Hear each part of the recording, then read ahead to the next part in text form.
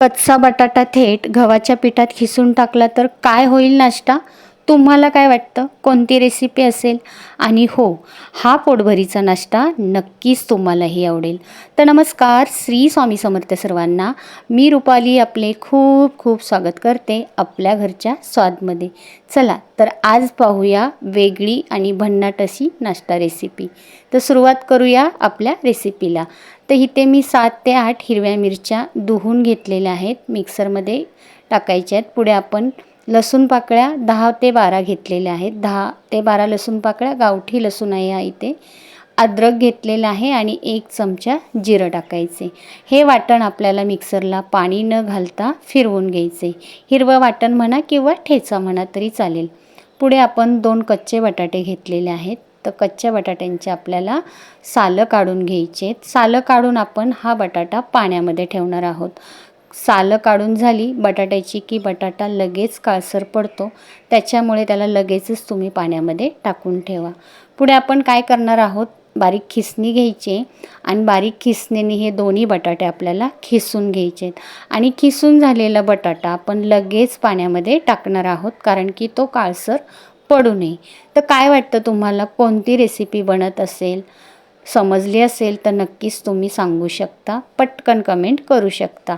आणि हो, जर चॅनल नवीनच पाहत असताल तर प्लीज चॅनलला सबस्क्राईब करा, लाईक करा आणि हो, एखादी छानशी कमेंट करा.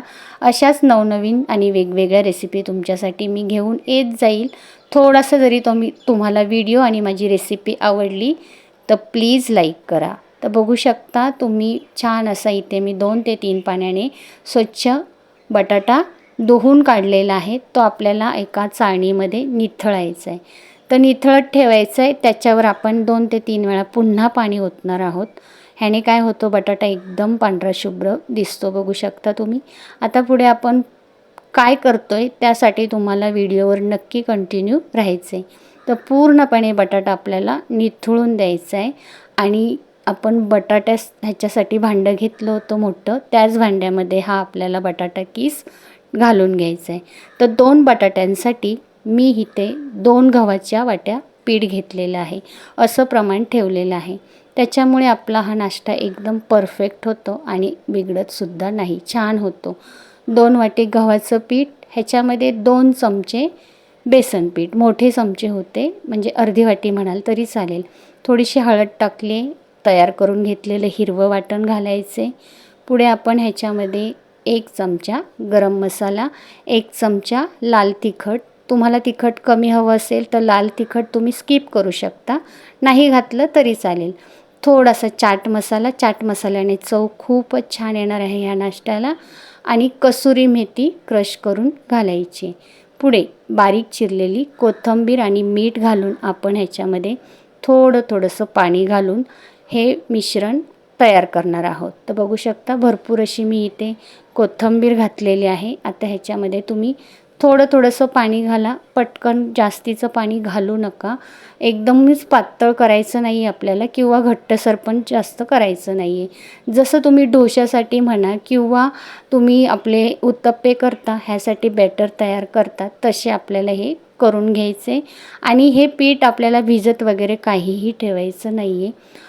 आपलं पीठ तयार करून झालं की बघू शकता आपण असं पीठ रेडी केलेलं आहे, जे डोश्यासाठी करतो किंवा उत्तप्पे काढतो तसं आपण इथे बॅटर तयार करून घेतलेलं आहे. तर पुढे पॅन ठेवून घ्या किंवा तवा ठेवा, तव्यावरही छान ह्या नाश्ता रेडी होतो. तेल लावून घ्यायचे आणि आपल्याला बॅटर 2 ते 3 पळी घालायचे, जास्तीचं नाही, जास्त पातळ नाही करायचं किंवा जास्तीचं जाडही नाही ठेवायचं. मीडियम आकाराचे आपण उत्तप्पे काढतो असे आपल्याला हा पोळा काढून घ्यायचा आहे. म्हणजे हा आपला छान असा बटाट्याचाच पराठा म्हणाल तरी चालेल, असा हा नाश्ता रेडी होतो. एकदम मऊसूद नाश्ता होतो. बटाट्याचा पराठा म्हणेल अशीच चव लागते. जो तुम्ही बटाट्याचा पराठा खाता तीच ह्याची चव आहे. तर ह्याला बटाट्याचा पराठा म्हणला तरी चालेल. जर तुम्हाला बटाट्याचे पराठे करायचा कंटाळा आला असेल, म्हणजे कणिक भिजवायची, नंतर बटाटे उकडवायचे आणि नंतर भाजी बनवून नंतर तुम्ही पराठे बनवणार, ह्याच्यात भरपूर असा तुमचा वेळ जात असेल, तर त्यावेळेस तुम्ही ह्या पद्धतीने हा नाश्ता बनवून तयार करू शकता आणि खाऊ शकता. खूप सुंदर होतो. तर बघू शकता छान असा आपला इथे रेडी झालेला आहे. पहिला पराठा तुम्हाला दाखवते. खरपूस भाजून घ्या, मीडियम गॅसवर भाजायचं आहे. शक्यतो मोठ्या गॅसवर अजिबात भाजू नका. किती छान दिसतोय बघा ना. आता तुम्हाला अजून एक करून दाखवते मी. थोडंसं तेल लावायचं तव्याला किंवा पॅनला आणि मग आपण ह्याच्यामध्ये बॅटर घालून घेणार आहोत. आता इथे छोटी पळी आहे माझी. मी इथे 2 ते 3 पळी एवढंच बॅटर घालून हे पराठे करून घेते आहे. फक्त तुम्ही काय करायचं आहे, मीडियम गॅसवरच ह्याला करा आणि बॅटर्स घालून झाल्याच्या नंतर थोडंसं तेल आपल्याला साईटून टाकायचं आहे आणि त्याच्यानंतर आपण ह्याच्यावर थोड्या वेळासाठी झाकण ठेवणार आहे. थोड्या वेळासाठी म्हणजे एखाद मिनिट पण जास्त होतो.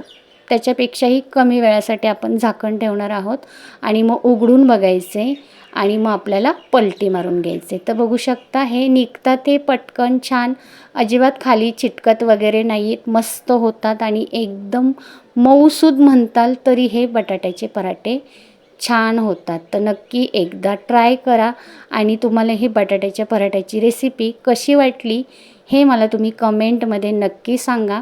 आणि हो, आपला हा व्हिडिओ कोण कुठून पाहते, म्हणजे कोणत्या गावातून पाहते, कोणत्या शहरातून पाहते हे तुम्ही मला कमेंटमध्ये नक्की सांगू शकता.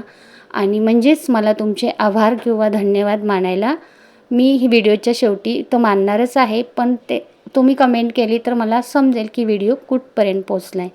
तर बघू शकता मी अजून असेच पराठे करून घेतलेले आहेत. आहे का नाही सोपे? कशी वाटली तुम्हाला आजची ही रेसिपी? कमेंटमध्ये तुम्ही मला नक्की सांगा. पटापट पलटी पण होतात आणि चवीलासुद्धा अप्रतिम हा नाश्ता लागतो. तुम्ही हे पराठे दह्याबरोबर खाऊ शकता, सॉसबरोबरही खाऊ शकता किंवा असेच तुम्ही फक्त चहाबरोबरही हे पराठे खाऊ शकता. एवढे मऊसूद होतात, मऊ लुसलुसीत होतात. बघा किती एकदम सुंदर होतात आणि करायलाही वेळ खूप कमी लागतो. तर बघा आता मी एका ताटात वाढून घेते हे पराठे आणि त्याच्याबरोबर मी खाण्यासाठी दही घेतलेलं आहे आणि तुम्हाला तोडूनही दाखवणार आहे. एकदम मऊसूद झालेले आहेत. तर मग करताल ना ही रेसिपी? नक्की ट्राय करा आणि कशी झाली आहे हे तुम्ही मला पुढच्या व्हिडिओमध्ये नक्कीच कळवा. आणि बघा एकदम मऊसूद झालेले पराठे दह्याबरोबर खा किंवा सॉसबरोबर. बघू शकता आता मी इथे दह्याबरोबर तुम्हाला दाखवते. बघा छान वाटते ना, या मग खायला. चला मग पूर्ण व्हिडिओ पाहिल्याबद्दल तुमचे खूप मनापासून धन्यवाद. भेटूया एखाद्या पुढील नवीन व्हिडिओमध्ये. तोपर्यंत बाय बाय.